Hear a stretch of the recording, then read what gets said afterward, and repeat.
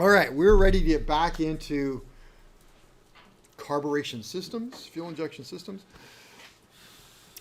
And as we do, we're going to spend the rest of the week talking about pressure carbs, and we're going to go over two specific types of pressure carburetors.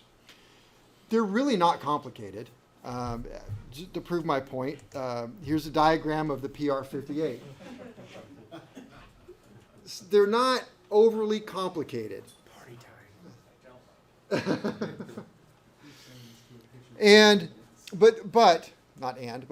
But the thing is, you have to really want to understand it and engage with me.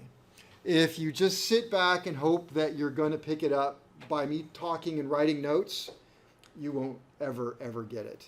If you engage and really think about why something is the way it is, every little nuance I tell you, this is because of that, and you grasp this because of that, then you can move on to the next thing. And by the time you get down the end, you go, damn, that was easier than actual float carburetor. And in a lot of ways, I really think they are easier than float carburetors. No, I take that back. They're just different, right? They're not complicated. It looks like there's a lot going on here, and there is, but you dissect it down into little tiny segments, and it's like, oh, this piece does that, this piece does that, and they're like Legos, how they're put together. Then you snap this on over here. You want an economizer? You just snap it on over here. It's just fine. You want something else? Put it over here. I don't know what else it is. All right, so we're going to talk about these things. So first one we're going to talk about is this one here, which is the PS5. The PS5 carburetor. This is a very small pressure carburetor that you would find across the street on our Bonanza. So Bonanzas came out with this particular carburetor. They're still out there in general aviation. They're still running them.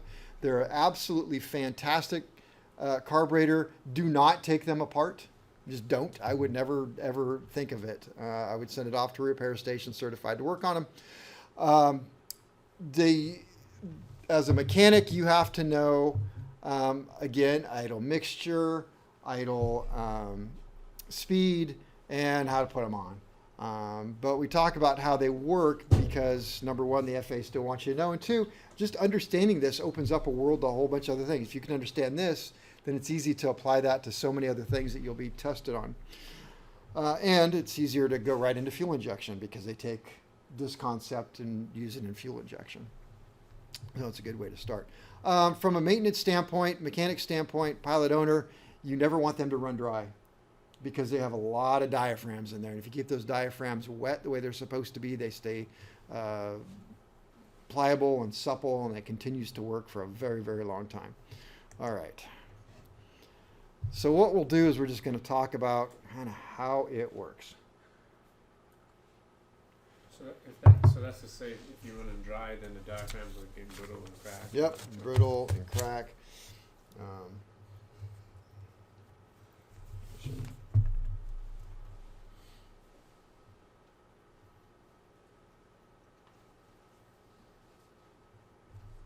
Just wrote some weird notes to me.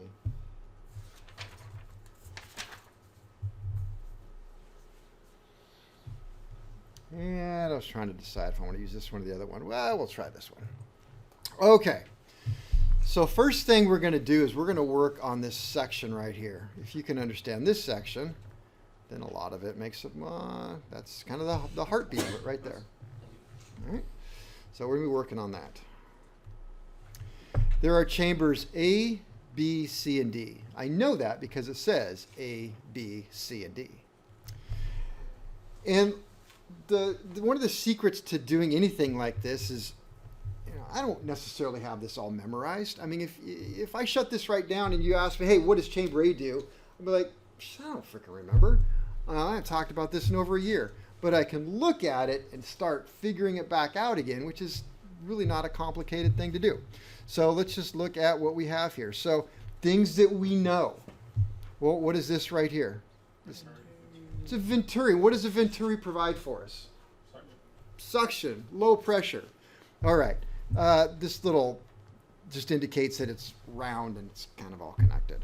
So if we look at that and we look at this right here, venturi, we see a passage that comes up in here into B. Can you see that? So we'll just kind of say here. So we got suction here. It's open to this passage. It comes up in here to B. So B is venturi. All right. And let's take a look at A. So we got A right here. I have to pick a different color. Maybe that color. A comes out of here, and I'm running backwards, but it goes into an impact tube. So air comes up into here. It goes this way and fills this chamber up. So A is impact. Is that another word for ambient? No, it is not. Okay. But it's close. So this particular carburetor has impact tubes. 1, 2, 3, 4, 5, 6. Right there. Those are impact tubes. And so the air is coming in this way and going through it. And those impact tubes are they're like a pitot tube, or they're facing into the air. So the air pressure actually comes in and hits it. So it's kind of measuring the velocity of the air coming in. And to a better extent, this carburetor does sense air density, unlike the float carburetors that only had a venturi. So we're adding something here. So we have A is impact air. So it's like ambient, but there's actually some pressure involved in it because of the air coming in. So we're going to look at this. This little squiggly line right here between A and B, that represents a rubber diaphragm. It's flexible. We also have another flexible diaphragm between C and D. Flexible. We also have a little bit of a flex here between B and C. What they're saying is that pressure is allowed to influence A and move A. I got to make sure I'm doing it the right way because it's always backwards, right? For me, A goes this way. For you, A goes that way. So I got to do it backwards. Okay. So A, pressure comes in from the impact tubes. It's going to fill up that chamber A, and it's going to act on the entire diaphragm and push everything to the right. Okay, if I lost you there, boy, you better say so. Everything to the right. Everything to the right. All right. Meanwhile, we have venturi suction acting in here that is going to draw pressure. It's a vacuum, pure vacuum, operating in D. Bravo. In Bravo. This vacuum is going to suck it out and blow it right up in there. So that means B is going to go that way. Wait, no. Hang on. I don't want to write that. There we go. Before we do that, let's go back here. B. So B is a suction. B is a suction, and it's sucking on this diaphragm. So if I put a vacuum in right here, which way is it going to suck that diaphragm? To the right. To the right as well. So that's to say it's lower pressure in B compared to the venturi? Vacuum. It's vacuum. Vacuum is a suction. Okay. Compared to atmospheric pressure It's lower. is lower. Right. Just pretend like nothing else is there. Okay. It's just sitting there on the ground, and I go get a vacuum cleaner and I hook it up to B. What is it going to do to this diaphragm? Is it going to blow it out? Is it going to try and suck it into the vacuum? Into the vacuum. It's going to suck it into the vacuum. All right, this diaphragm is attached to this poppet. So if I take that diaphragm and I put a vacuum on here and I suck on it, it's going to cause the poppet to go right or left. Nice. I suck on it right here. It's the only thing I've done. Walk up here, put the vacuum cleaner up in here, this section right here, it's going to want to collapse this, pull that diaphragm down, so it's going to go that way. So you're right. Am I right when I'm looking at my screen? So it's going to go the right. All right, we take it to shop air, and I hook up shop air, and I blow it into the impact tube. What's it going to do to the diaphragm here? Push it to the right.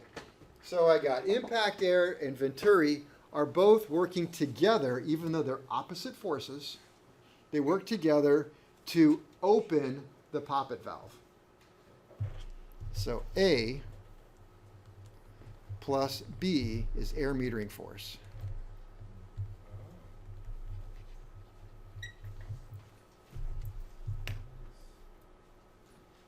Ta-da! Air metering force. Yes? And it does what to the poppet valve? Opens it? Opens it. It tries to open the poppet valve. Where does the low pressure come from? The venturi. Okay. The spring and chamber A is under compression. We're not going to worry about it. Almost. Don't worry about that. Yes. Said Mr. Winger.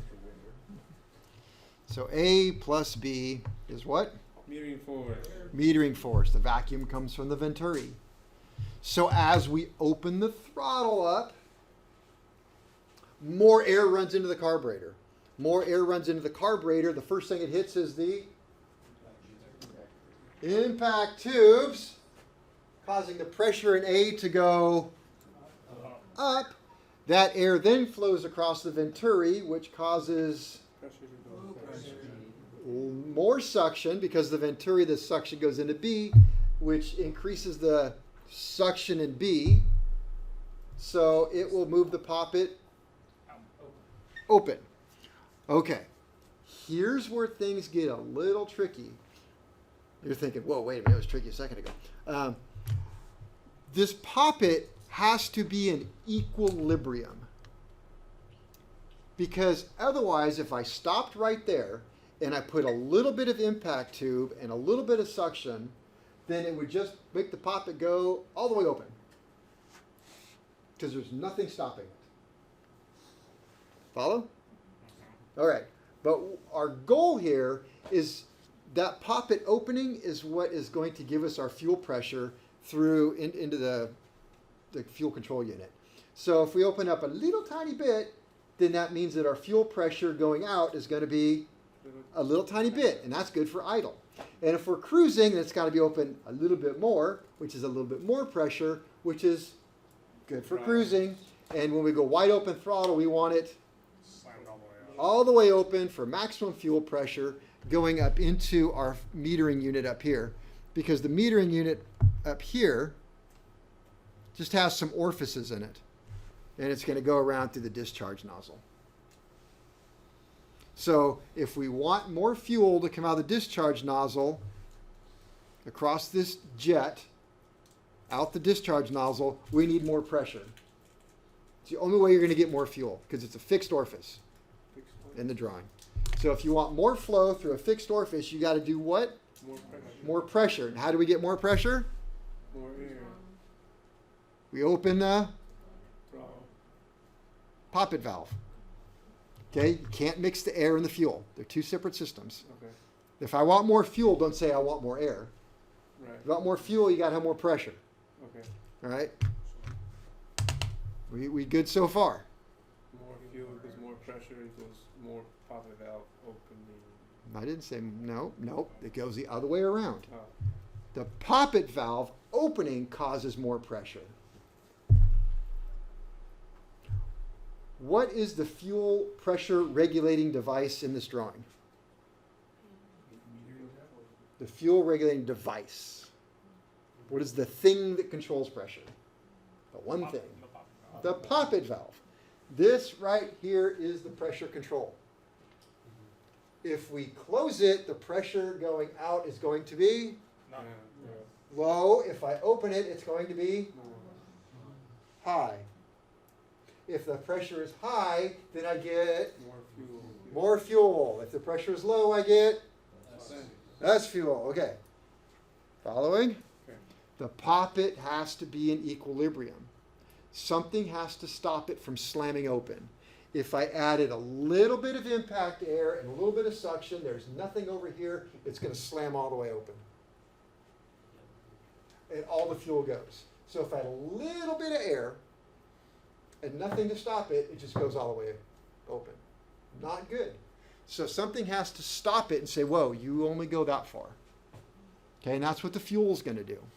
So, all right, so let's do this now. Fuel. Red. fuel inlet right there. So fuel is going to come into here. And that's going to be, I'll say 9 to 14 PSI is, I think, typical of that.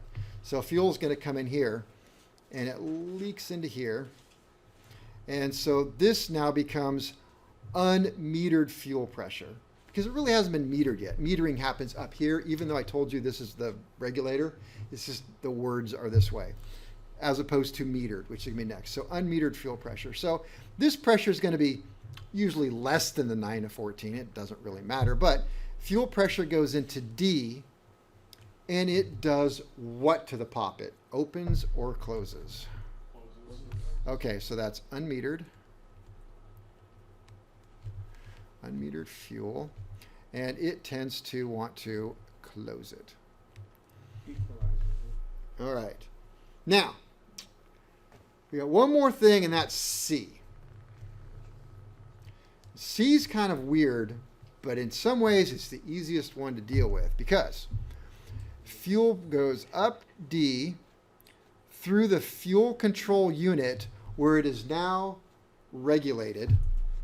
It is between this orifice and the discharge nozzle. Let me talk about the discharge nozzle a little bit. It has a funny thing on it, all this right here. Think of that as a pressure relief valve. And I want 5 PSI in that.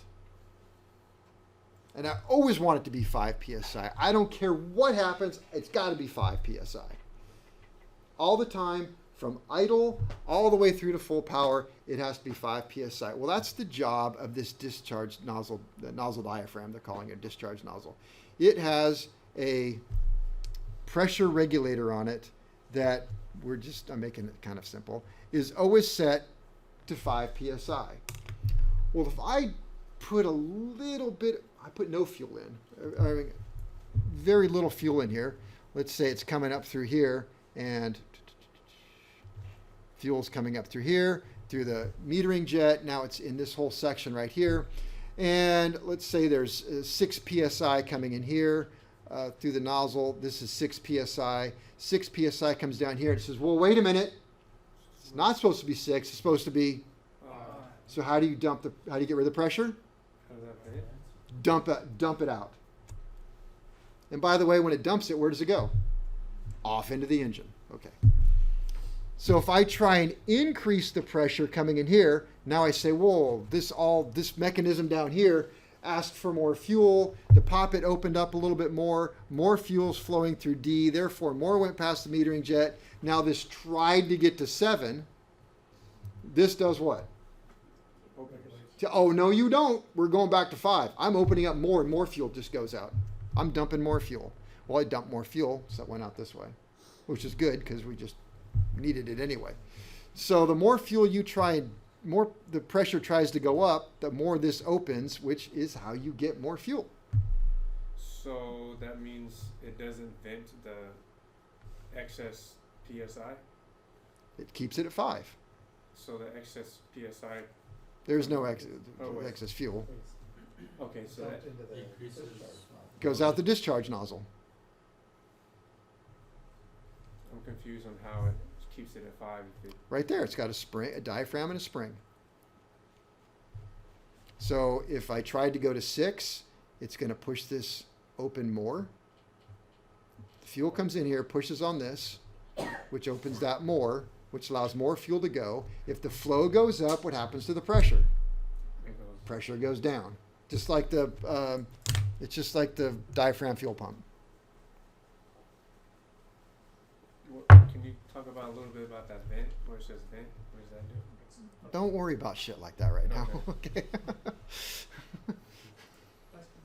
still don't get it. Yeah. Is there a distinction between regulated fuel and metered fuel? It's going to depend on the manufacturer and how they want to call it.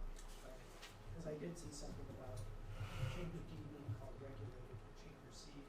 Well, it just says that regulated. It's regulated because the fuel pump has a regulator on it. So it's not just it's regulating the pressure versus regulating the flow. yeah. Yeah, okay. Okay. let's just stick with this. All right, what's the vent for? If you didn't have the vent, it would airlock this and you couldn't push it. It'd be too hard to push. I don't understand why we need to worry about it being at 5 if it allows more than 5 out of the discharge. It doesn't. It's always 5. It stays at 5. Stick with me on this. Maybe it'll help. Okay. What's the pressure here? Where are you pointing at? Right here. This line. Right here. Oh yeah, you can't see that. In the nozzle diaphragm. What's the pressure right here? We want 5. What is the pressure here? I don't know. Not what you want. What is it? 5. I don't know. Okay. 5 PSI. Thank you. It's 5. Right. Okay. I'm following there. That's what it 5. is. All right. This is open to this line. So what is the pressure right here? No restrictions at all. 5. 5. Moving it down and around. What is the change right here? It is also 5. Right here is it also 5. Right here is also 5. Okay. So what is it in C? 5. It's always 5. It's constant. Never changes. Huh? 5 time constants. There it is. It's always 5. Always 5. Full circle. So we have C. C is metered fuel. Metered fuel. It is 5 psi. Maybe it's a little different for this specific carburetor, but this works. Okay. They have 5 psi in chamber C. Is it opening the poppet or closing the poppet? Going to the right is correct. It is opening it. Is pushing on the diaphragm. That color is not something you can see. Can you say that again? Sorry. The pressure in C is 5. Okay, Does it open or close the poppet? It tends to open because it's pressing on this diaphragm here. This is a solid wall, but it has a A little little bit of flex. flex. That's all that's indicating. It's so small, the pressure doesn't affect it. And by the way, these diaphragms, they can't all be the same size. They're different sizes, but it doesn't matter. All right, so C then is metered fuel, 5 psi, and it wants to Open the pop. open the poppet. All right, so that's opening it, so that's going to go this way. So, change my pen color because that. So let's get rid of that. That's in my way. Therefore, I will get this right eventually. Pen in black. D minus C equals fuel metering force.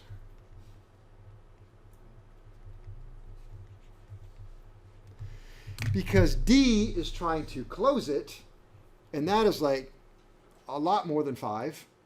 It's more than 5.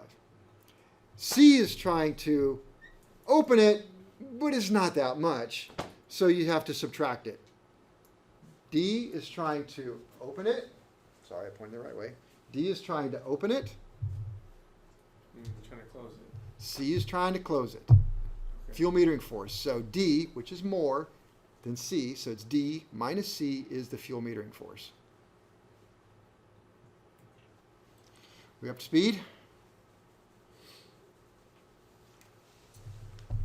So that's how it works. Test tomorrow? Yeah. I get it. All right. It's not terribly hard. Does that mean A and B are also working in unison with C Yes. on the push Yes, out? yes, it does. Okay. Okay. So if your fuel inlet pressure always exceeds C Mm-hmm. 5, Mm-hmm. why would that diaphragm ever move to the right? Okay, now here's what we're going to do. So here we're going to take our engine, and we're not going to start an idle with our conversation because on a carburetor, is there enough fuel, is there enough airflow past the venturi to make it work? Same here. Doesn't work at idle. Got to have another system for idle. That's where the spring in A comes from. So the spring in A is designed to hold the poppet open just enough so that fuel can run through here and out the discharge nozzle at idle. because nothing else works. So it's just kind of an idiot at idle. It's just kind of preset. So everything is sort of open just enough to allow it to idle. So why, I don't know why they put a spring there. Why didn't they just, make it so it didn't close all the way? I don't know. That's what they did. So, all right. So in idle, fuel comes in through the fuel inlet, sneaks around the poppet valve that is being held open by the spring in A, sneaks through the fuel control unit, which has, here it's just one jet. It's a little more complicated than that. Flows out of here, flows through here, out into the discharge nozzle. It's just kind of set up so that, idle air matches the discharge nozzle leakage and everything works fine. Now we're going to add some throttle. Bring in some throttle. Okay, go off idle. Now the whole thing is working. So impact air is going to come up the tube, go into A, and try to open it a little bit. Meanwhile, at the exact same time, air was floated, went past the venturi, created some suction, and caused B to go to the right. Okay, that by itself, if nothing else was in play, would cause the poppet to go all the way open because there's nothing stopping it. But here's what happens. As it tried to do that,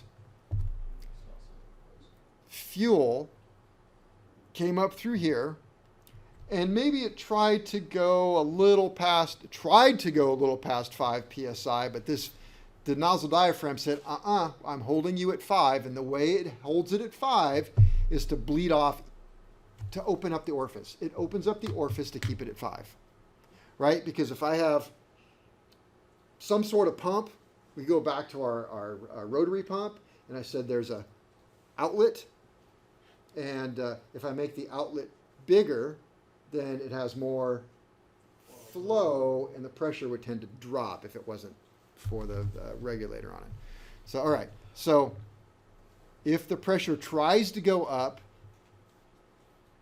past the fuel control unit into the nozzle, then the nozzle opens up more, and it just bleeds off any extra fuel so that it always stays at 5 psi. So this has got 5, which tends to push it to the right again. Okay, so A increased, B increased, the poppet valve opened up, more fuel then goes past the poppet valve into D. So D increases a little bit. A and B increased a little bit, opens a poppet valve, so now D increases. Off idle. Off idle. Do you follow that? So if A and B go up, opens a poppet valve, so D goes up. So then it mathematically works out. So C is helping A and B a little bit. Just got to remember that. So we have A plus B plus C will equal D. And then it stops moving. So I open the throttle just a little bit more. What happens to the pressure in A? It went up because everything going past the impact tubes, the air going past the impact tubes made the pressure go up a little bit in A.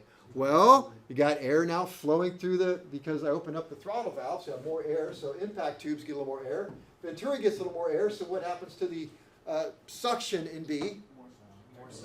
More suction. So A and B are saying, we got more. So the poppet valve opens a little more. Great. So more fuel now flows into D. So what happens to the pressure in D? It goes up, so the poppet stops moving. So that's your equilibrium.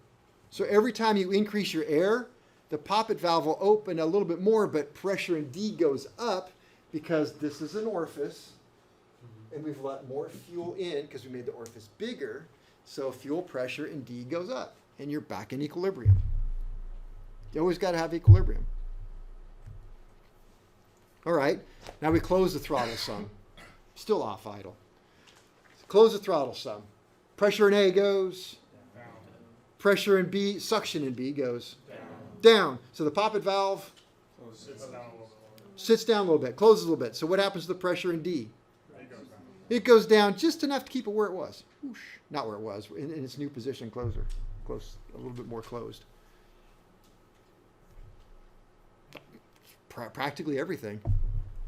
I mean, there's, like I said, the Lego snap-ons to it, but that's really how the whole thing works. It's an analog computer, if you ask me. Where are you getting your emulsification from? Okay. It's a little bit more complicated. You can add air injection into here. Okay. So we'll get to those. But if you understand this, we can just add the little tubes and things that make it work. But that's the big thing. So I think one of the key takeaways is, number one, understanding the equilibrium. But number two, understanding the discharge nozzle's place and everything on how it works as a pressure regulator. Because if we go back a little bit and we added some throttle, so pressure in A goes, pressure in B, suction in B goes up. So this opens a little bit more, which allows more fuel. I'm going to go to the red here, laser. Some more fuel. This opens up more, some more fuel comes in this way. The pressure in here went, therefore the pressure in here went, the pressure here went, pressure across the metering jet went, sure tried to go up, but it didn't go up because as this pressure started to go up, this right here opened up a little bit more. That's my guy. Opened up a little bit more. And when it opened up a little bit more, what happened? What happened to the... He tries so freaking hard, man. He's got the hot seat. He gets all my crap. And, yeah, you're always putting in 100%. He always is. So I'm giving him that. All right, so this opened up a little bit more to bleed off that pressure. And, go ahead. Okay, so Real quick. You can take as much time as you want. okay, give me like. Just remember, the wrench size is not the bolt size. Yeah. Okay, so when it goes out the discharge nozzle, say it's over 5, right? Tried to go over 5, so the discharge nozzle opened up a little bit more. The excess bleeds off and it goes back down to 5. No, because you're so close. Because we have more pressure in D, which stays more pressure, when we open up the poppet, the pressure in D just goes up. It is now more. Gotcha. Because A and B is more, D has to be more. Right? Because we have more air flowing. A doesn't go up momentarily. It goes up and stays up with that throttle position. Suction in B goes up and stays up because of that throttle position. It opened the poppet valve. Therefore, more fuel had to come in and the pressure in D has to stay up. So the pressure in D causes more flow past the metering jet. If it were not for the discharge nozzle, the pressure here would also go up, which would cause problems down here in C. So because the flow went up and the pressure tried to go up in this area, this said, no, you don't. It opened up more to bleed off any excess pressure we would have, keeping it at 5. Because this opens and stays open, because everything else is staying, this opens up, stays opened up as long as the poppet valve is opened. And because it's flowing out there, that means we now have more fuel coming out, which is fantastic news because a second ago we added more air. Gotcha. So if we change the nozzle diagram number-wise, the number C will be the same. So it stays. C is always, constant. Constant. That's why I wrote the 5 there. Got it. Okay. Yes. The orifice or lack of restriction at the nozzle discharge has no negative effect on the actual measuring orifice of the diaphragm.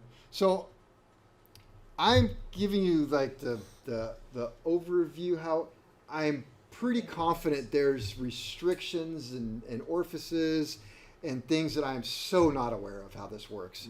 You know, this may be a very calibrated size here that is so critical that I don't know. I've never overhauled these. I know how they work, showing how they work, but I believe there's nuances that I'm not aware of. And I tell you right now, this is a whole lot more complicated than one metering jet. Right. Because you also have mixture controls and stuff to come into play. But it's not terrible. Not terribly more difficult. And, It- and the benefit of having a pressure injection carburetor is it's a constant. We could have started with that. I thought I'd go into this, but that's a great. You want me to write the advantages and stuff? Take a break. I'm just curious. Kevin, before you Yes. exit out, I don't understand the point of C. You know, C could have been a spring that always kept 5 psi. So the whole point of C is that A and B are just air pressures, and they're not a lot. Somewhere in here, I actually start giving numbers, random numbers to things, which maybe I should or shouldn't do because they're just random numbers. You know, like A is 1, B is 1, 5 is, C is 5, so therefore D is like, you know, whatever it will be. Wouldn't the point of C potentially be like the acceleration system? No, it's a helper to A and B. A and B alone aren't enough to deal with D. Okay. Well, theory. What's that? C is fuel, it's non-compressible. Yes, So that is gonna be stationary, absolute. yes. A and B is still gonna be dependent somewhat on air density. hmm Well, Yes, So- air density. I like you said that. Yes, air density. So those are not absolutes. Yes. They change with altitude. or Yes. temperature. Yep. And C is fixed. To a point, we're still going to have to add altitude compensating aneroids into the system. So they don't work that great on their own for that. And I'm only saying that because why else would we add altitude compensating aneroids into the system, which this does have. Explain aneroid. The bellows. We're going to have a bellows system in here. Aneroid. It's the fake human thing. Preparation. You know, data.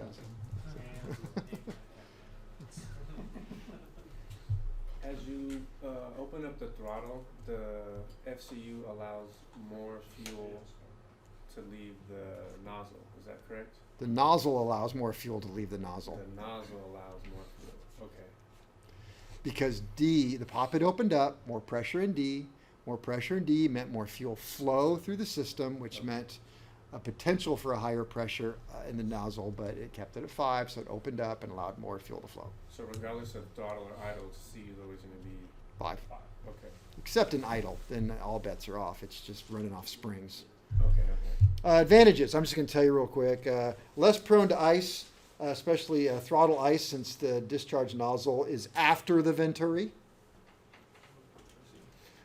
Gravity and inertia have little effect. Works upside down just fine. Fuel is automatically metered at all engine speeds and loads. Atomizing fuel under pressure results in a smoother engine. So it's not being sucked out, it's being blown out of the discharge nozzle. Better economy and protection against vapor lock. No vapor lock because everything's under high pressure. All right. Let's just. Why do our aircraft not have these carburetors? Why don't they have these carburetors? Other than complexity. Because of that. The price of it. Because of that. That is why they don't. Yeah, I want to say my boss had a Pitts. He had this on there. He loved it. Bonanzas had it when they came out. Worked great. Our Bonanza has one. I can't believe how well it works. I mean, I just love that Bonanza we have. As abused as that poor airplane is, man, it just runs so stinking well. All right. This is the diagram you're going to be working with. And you do have a copy of this in your lab sheets. So if you had your lab sheets, you could actually be going along. I wish this was actually bigger. That's also laminated also in there too, right? Yes, we have big versions of it. Yeah. All right. I just made it big so I can't draw on it right now. But can you see it okay if I have it like that? You draw them in on the board, maybe. I'm messing up the board. Dissect it. We're just going to dissect this a little bit. All right. So here we have air coming in. It's drawn a little different, but here's an impact tube. We know what the impact tube does, right? I don't need to remember what chamber it goes to. I'm just going to follow it. Comes up into here, goes into here, goes into here. So it's chamber, impact tube. All right, and it's color coded too. So we have venturi suction, and it's kind of hard to follow because it doesn't go through here real well, but comes up in here, goes up in here, goes into B.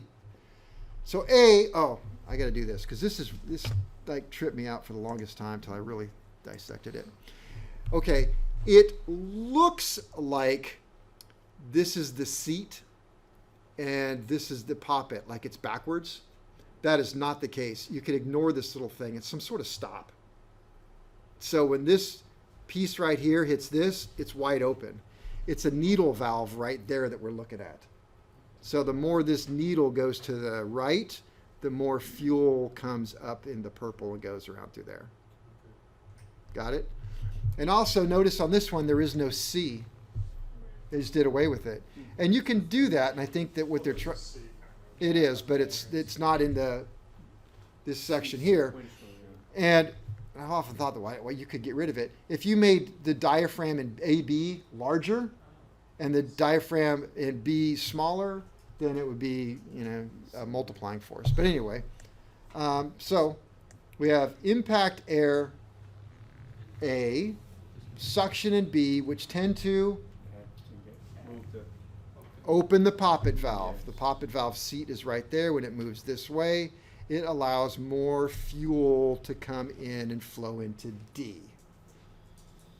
Okay. All right. Back up a little bit. Fuel comes in this way. It goes past through a screen, which we check. Comes up. And now it has a funky little thing up here called a vapor vent. Well, this thing doesn't like bubbles, air bubbles. And so what happens is when air bubbles come in here, air bubbles tend to rise, so this will fill full of air. And this is a vapor vent, which has got a little tiny hole in a jet. And so we plumb this right back to the fuel tank. So any bubbles that come up here go through this little thing and go right back to the fuel tank, which can sometimes be a problem because if that goes, say, to the right fuel tank, and you're running, and you have full tanks, and it goes to the right, and you're sucking off the left, you're pumping a bunch of fuel into full fuel tanks, and it blows it out overboard. So, and I've seen that before. Airplanes, R310, some students are using, they come taxiing in, it's just spraying right out everywhere. Like, hey, switch fuel tanks, please. All right, so air bubbles come up here, vapor vent back to tank. Okay, had more impact air A, more suction B, opens the poppet, which allows this fuel pressure here, purple, to go into D. Now that pressure in D goes up, fighting A and B, equalizes it. And when A and B open the poppet, the fuel pressure in D goes up a little bit. Well, we got fuel pressure in D goes through main metering jet into C. Everybody's following me so far? Yeah. All right. And we can follow around. So C, just run it around over to here. We have a manual mixture control, which will, or not manual mixture control, manual idle control, which helps with idle, which I'll circle back around.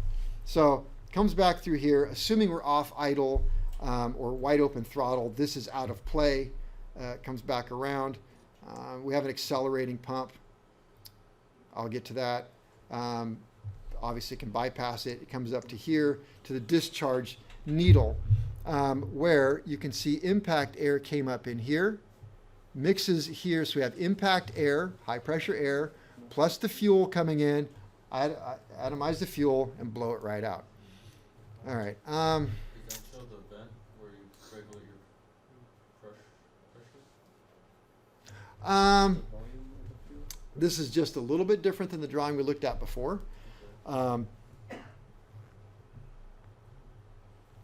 So that's kind of over here. So, huh? On the left side of the discharge needle diaphragm, is that the same pressure the vacuum? Yes, that is impact. Suction, I'm sorry, suction. Yeah. Okay. So we have suction here, plus fuel pressure here on a diaphragm, fuel pressure and suction open it. Oh, okay, so this right here, we have to have some way to shut down the engine or shut down the fuel flow very fast. So, yeah, I'm sorry, this one does not have a C chamber. So no C chamber, with a constant, therefore it doesn't have a pressure relief valve at the discharge nozzle. We'll get back into one that does. But we want to shut this fuel down instantly. So if we have Venturi suction acting on this to open it, plus fuel pressure, we'll open the needle to allow things go. So is that to say when it's off idle, it'll have less suction, so it'll assist in the discharge? What did I say? I didn't quite capture that. So it looks like the gray area on the left Right here, side. Venturi Yeah. suction. It looks like that assists. It assists it opening. Yep. Okay. We'll get back into this one because I don't want to. Let's. Sticky. I'm not sure I want to go. I don't want to confuse you too much. All right. Accelerating pump is an add-on. We can talk about that. Let's talk about the idle system because it's pretty simple. But again, it took me a minute to figure out their drawing here. All right. So the spring in A is because idle. So at idle, we do not have much impact tube action and we don't have much suction at all. Therefore, A and B, air metering force, are useless.